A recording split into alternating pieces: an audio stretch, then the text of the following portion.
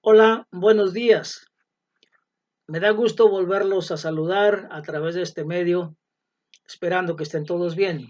Un abrazo de todo corazón para todos ustedes virtualmente. Bien, vamos hoy a celebrar este Día del Señor, eh, instruyéndonos en su palabra. Y vamos a iniciar este mensaje, el cual lleva por título Nuestra verdadera identidad. Y bien, pues el tema de esta semana es la obediencia de fe. Y vamos a ver la carta del apóstol Pablo a los creyentes en la ciudad de Filipos, que incluye un himno de los primeros cristianos enfocado a la obediencia a Cristo. Y en el sermón veremos tres expresiones de una iglesia sana y madura, la iglesia de Filipos. Primero, vamos a obtener una imagen de lo que se estaba experimentando. En segundo lugar, leemos el contenido de ese himno utilizado en su adoración. Y por último, como tercer punto, vamos a ver cómo sus líderes enfrentaron ese conflicto. Y los tres surgen de un centro común, Jesucristo. Vamos a conocer el contexto en el que se encontraba la iglesia de Filipos. Estaba ubicada en una llanura de Macedonia, a lo largo de la vía Inacia, que era una carretera principal que conectaba las partes oriental y occidental del Imperio Romano. Y pues este camino jugó un importante papel en la difusión de los puntos de vista tanto religiosos como culturales romanos.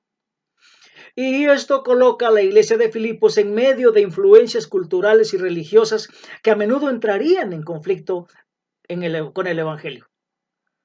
La iglesia de Filipos no era una iglesia saludable,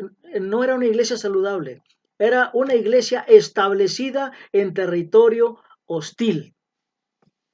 Y no se nos dice cuántas personas o congregaciones componían esta iglesia de Filipos, pero la introducción de la carta que el apóstol Pablo junto con Timoteo le escribieron indica que era una iglesia establecida con muchos líderes y una organización muy fuerte. Y bien, pues está claro que este rebaño fue una fuente de gozo para Pablo. Eran una iglesia que le dio apoyo y no problemas. Y Pablo les hablaba como socios y nunca necesita apelar a su autoridad. Es una iglesia de ensueño para cualquier pastor. Pero esta iglesia saludable no fue inmune a los desafíos. Pablo está en prisión y no puede visitarlos, y por lo que les escribe esta carta, con la ayuda, claro, de Timoteo. Ahora, la razón principal es para agradecerles por su continuo apoyo, especialmente durante su difícil situación. Pero también aprovecha la oportunidad en la carta para prepararlos para lo que se avecina y los anima a trabajar juntos, pero también aborda el tema de alguna división entre ellos y los exhorta a la unidad. Ahora, quizá esta situación de la iglesia de Filipos pueda animarnos a nosotros hoy en nuestras propias iglesias.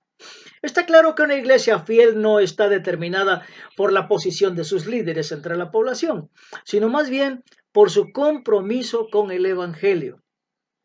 Además, la iglesia no se califica como una congregación madura solo por su aceptación en la comunidad, sino más bien por caminar en el camino del Señor, incluso cuando no se armoniza con la cultura dominante, como es el caso de las iglesias en el Imperio Romano.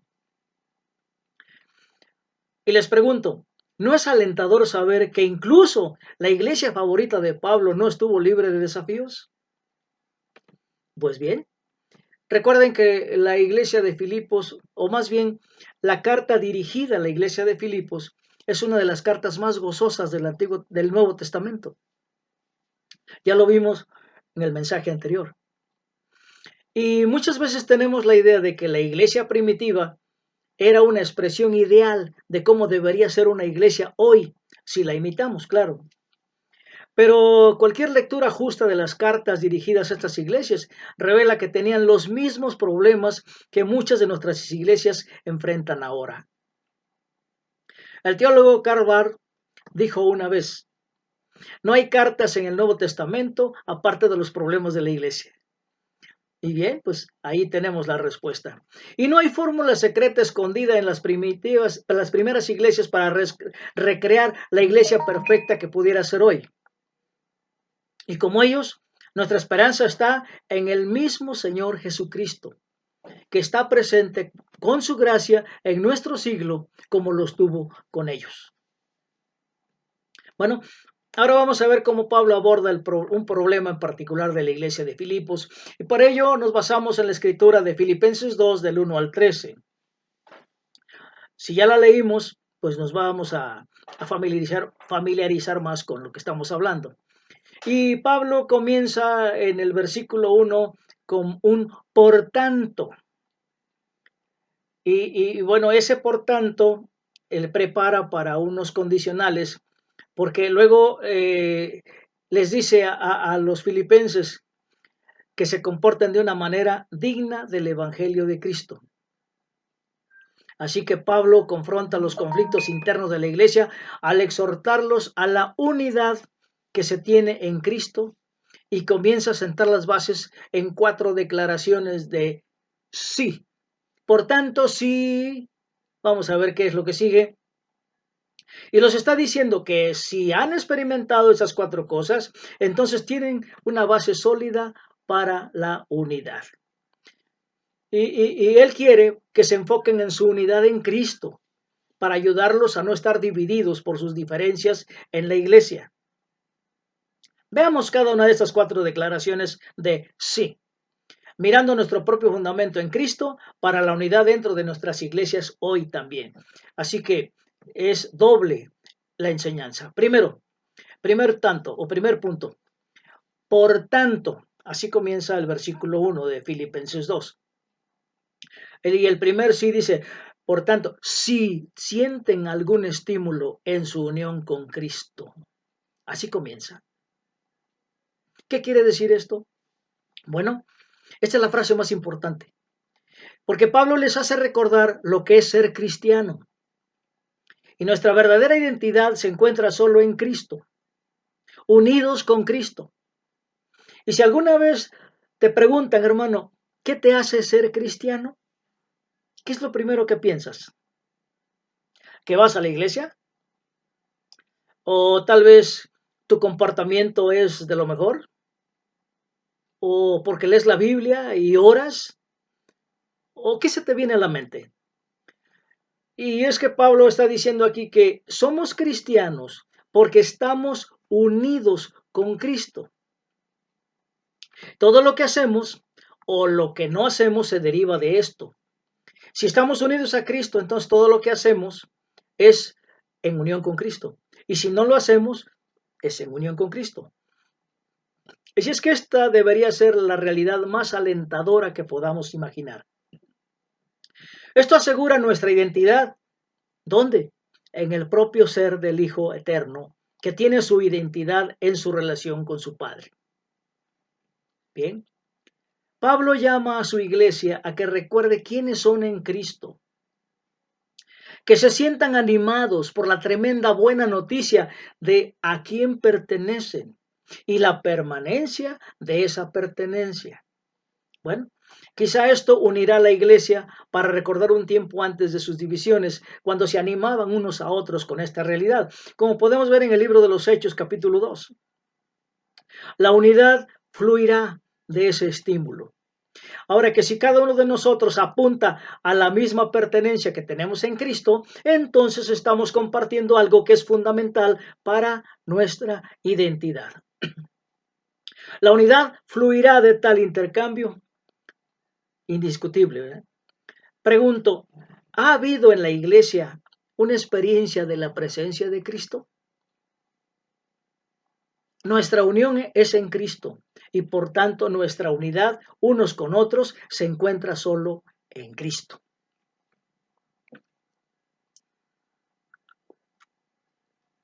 Vamos a continuar con el otro sí. Por tanto, si hay algún consuelo en su amor. Este es el otro condicional. El primer condicional nos dice que si sienten algún estímulo en su unión con Cristo. Y el segundo es si hay algún consuelo en su amor, en el amor de Cristo. Esta segunda declaración les recuerda a los filipenses y nos lo dice a nosotros la experiencia compartida de su amor de Cristo por ellos. Hoy en día existen muchas visiones distorsionadas de lo que es el amor. Pero para el cristiano, el amor se encuentra, se define y se experimenta solo en Cristo. Pablo quiere que la iglesia cuente su consuelo que proviene de este amor, la proclamación del gozo. Y la identidad de Jesús se aseguró al saber que era el Hijo amado del Padre. Y todo lo que hizo y por lo que pasó fue sostenido por ese amor. Todo lo que hizo Cristo es porque se sentía amado, sabía que era amado. Y en Cristo no se nos da una historia sentimental de amor que nos haga sentir bien, sino que se nos da una participación en la realidad del amor que el Padre tiene por su propio Hijo y una participación en el amor que el Hijo tiene por su Padre. Este no es un amor que podamos producir nosotros por nuestra propia cuenta. Es un amor eterno que se comparte con nosotros cuando estamos unidos con Cristo. Este es un consuelo fundamental que suaviza cualquier diferencia que puede estarse experimentando en una iglesia. Así que amar a los demás tiende a fluir naturalmente cuando estamos seguros de que somos amados. Así que este es un amor por el que oramos y que Dios proporciona. Un tercer sí, por tanto, ¿sí? Como empieza el versículo 1, si algún compañerismo en el espíritu, así dice la Nueva Versión Internacional. Pablo pide recordar cuando el Espíritu Santo trajo comunión entre ellos. La comunión en el Espíritu es mucho más profunda que cualquier cosa que podamos lograr por nuestra propia cuenta.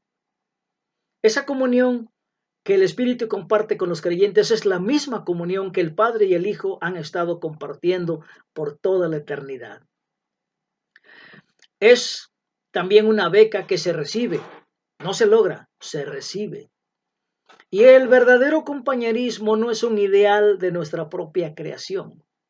Es la comunión en el Espíritu que da el Espíritu.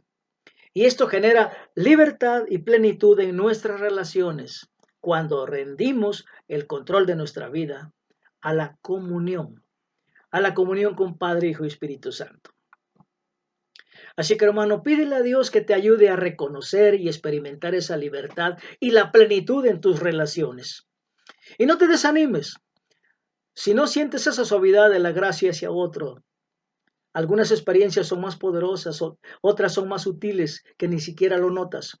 Pero la clave es que podemos confiar en que Dios guiará nuestras relaciones. Necesitamos entregarnos a Él. Y el Espíritu no nos deja a nuestra suerte para crear los lazos de comunión que tanto anhelamos disfrutar. Un cuarto sí. Por tanto, si algún afecto entrañable. Pablo califica esto diciendo alguna ternura o compasión. Cualquier cosa es evidencia de que el Espíritu está trabajando entre ellos. Y es posible que la iglesia de Filipos no haya experimentado mucho de esta ternura y compasión. ¿Por qué? Porque estaban divididos entre sí. Por eso, Pablo quiere que recuerden el momento en que una vez compartieron tal afecto el uno por el otro. O sea, que recuerden el primer amor.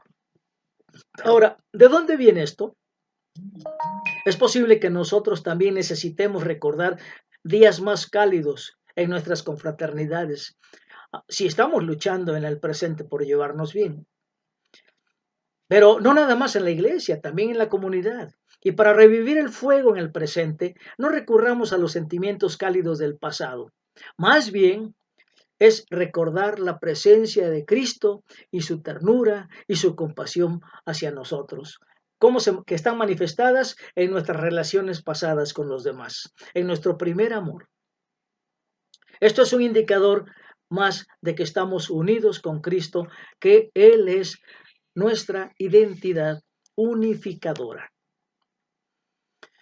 Seguimos analizando el pasaje. Después de 4 declaraciones de sí o condicionales, Pablo hace una declaración de entonces para cerrar su declaración. Entonces, Llénenme de alegría teniendo un mismo parecer, un mismo amor, unidos en alma y pensamientos, como dice el versículo 2.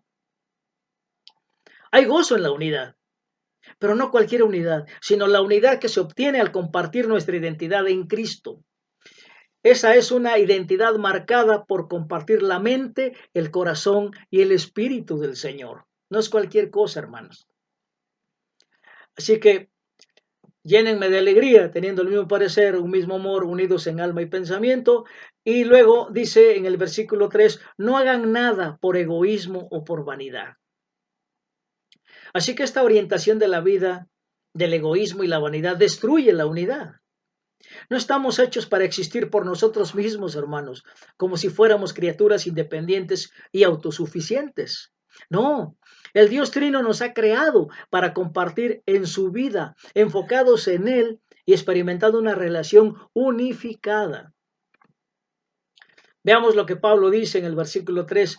Más bien, con humildad, consideren a los demás como superiores a ustedes mismos. Versículo 4. Cada uno debe velar no solo por sus propios intereses, sino también por los intereses de los demás. Podemos pensar, bueno, sí, claro, eso suena imposible. ¿Y qué creen? Sí lo es. Es imposible. Pero Pablo está tratando de recordarles quiénes son como personas unidas a Cristo. La identidad de Jesús está envuelta en la vida del Padre, el Hijo y el Espíritu por toda la eternidad. Y por toda la eternidad Jesús ha existido en este círculo de conocer y ser conocido, de amar y ser amado, de ser presentado y buscado. Él es el círculo trino de relación perfecta, santa y justa. Y no olvidemos que Cristo, cuando hemos creído, nos ha colocado precisamente en esa realidad pericorética, esa relación perfecta, santa y justa. Así que esta es la mente de Cristo que Pablo nos anima a tener en su carta a los Filipenses. Jesús comparte su mente con nosotros. No es una mente o una actitud que debamos crear o adoptar por nuestra propia cuenta. Él nos la ha dado. Y veamos qué dice el versículo 5. La actitud de ustedes debe ser como la de Jesús, la de Cristo Jesús. Y dado que Jesús comparte su vida de identidad en el Dios Trino de amor con nosotros por el Espíritu, se nos anima entonces a compartir lo que Él es. Y podemos hacerlo en nuestra relación con Dios y también con nuestras relaciones entre nosotros. ¿Cómo se siente, hermano, de compartir su vida con la de Cristo? Y al compartirla con la de Cristo estamos compartiendo con el Padre y el Espíritu. ¿Qué sentimos? ¿Cómo lo ven? Y de esa manera podemos hacerlo en nuestra relación con nuestros hermanos. Y no nada más con nuestros hermanos en la iglesia, también con nuestros hermanos a nuestro alrededor, en nuestra colonia, en nuestro vecindario, en el centro de trabajo, donde estemos. Y así va Pablo ayudando a la iglesia a la unidad. Y luego pasa a un himno, ese himno que se cantaba en las iglesias de su época, un himno que da esperanza, un himno que da alegría, que da gozo. A partir del versículo 6 hasta el versículo 11, el himno dice así. Empieza con el versículo 5 que dice, la actitud de ustedes debe ser como la de Cristo Jesús. Y el versículo 6 dice, quien siendo por naturaleza Dios, no consideró el ser igual a Dios como algo a que aferrarse. Por el contrario, se rebajó voluntariamente tomando la naturaleza de siervo y haciéndose semejante a los seres humanos con todo y su caída. Y al manifestarse como hombre, se humilló a sí mismo y se hizo obediente hasta la muerte, y muerte de cruz, una de las peores muertes en aquel tiempo, para los peores delincuentes. Verso 9. Por eso Dios lo exaltó hasta lo sumo y le otorgó el nombre que está sobre todo nombre, para que ante el nombre de Jesús se doble toda rodilla en el cielo y en la tierra y debajo de la tierra. El versículo 11. Y toda lengua confiese que Jesucristo es el Señor, para gloria de Dios Padre. Amén. Así que Pablo aquí nos presenta esta verdad. Quiere que seamos como Cristo, porque si está Cristo en nosotros debemos ser como Él. Y usa este himno que se canta acerca de que Cristo llega a ser como nosotros, porque Él se humilló a sí mismo para ser un siervo como nosotros. Y este es un poderoso himno lleno de profunda cristología. Y pregunto, hermanos, ¿con qué frecuencia puede un himno animarnos y consolarnos al recordarnos quién es Jesús para nosotros? Si un himno es bueno, nos recordará su bondad. Y después de dar la gran orden de tener ideas afines, de dejar de lado la vida centrada en uno mismo, de vivir con humildad para donde los demás son lo primero, Pablo necesita sacar sus armas pesadas recordándoles quién es Jesús. Y escoge este himno para que haga el trabajo pesado por él. Esta canción les recordaría a los miembros que todo lo que les ha dicho que hagan ya está hecho en Cristo. No está pidiendo a la iglesia que se levante por sus propios medios, sino que les está diciendo en forma de canción que recuerden una vez más que su identidad está unida a Cristo. Hermano, ¿ya te diste cuenta cuál es tu identidad? ¿Dónde está tu identidad? ¿Quién es tu identidad? Cristo Jesús. Y bueno, a través del himno, Pablo dice que Jesús es completamente Dios y completamente hombre. Y aunque es Dios, vive su vida en la carne como hombre. En contraste con Adán, Jesús no vive aferrado a ser Dios. Vive su humanidad al recibir su identidad del Padre. Y no está aferrándose, controlando o manipulando para asegurar su propia identidad. No, él descansa en lo que recibe del Padre por el Espíritu. ¿Cuántas veces escuchamos en los evangelios que dice Jesús, lo que yo hago no es mío, es obra del Padre? Lo que yo digo no son palabras mías, son del Padre. Le da todo el crédito al Padre. Él es un siervo.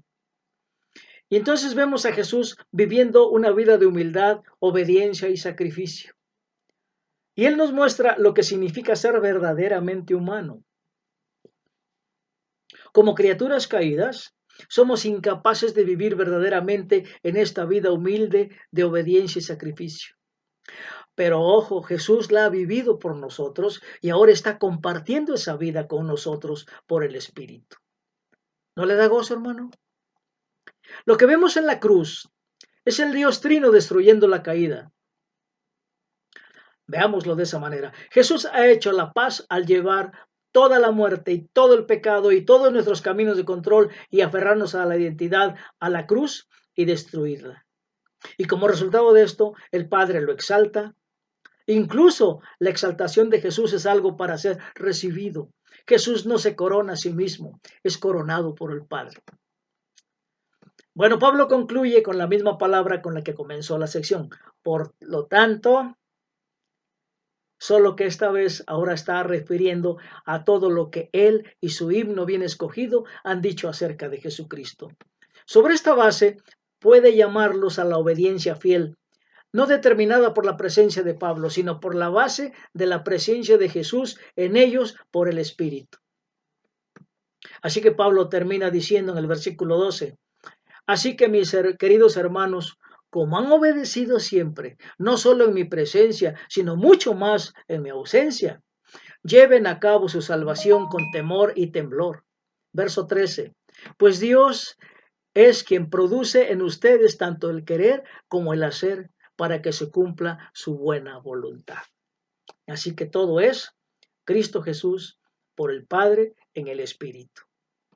Pablo no les está diciendo que imiten a Jesús como si fuera un modelo a seguir o un ideal. No, él está animando a la iglesia a realizar en el Espíritu lo que Jesús ya ha hecho por el Espíritu. En otras palabras, estamos llamados a participar de una realidad, no a crear otra, no crear una propia.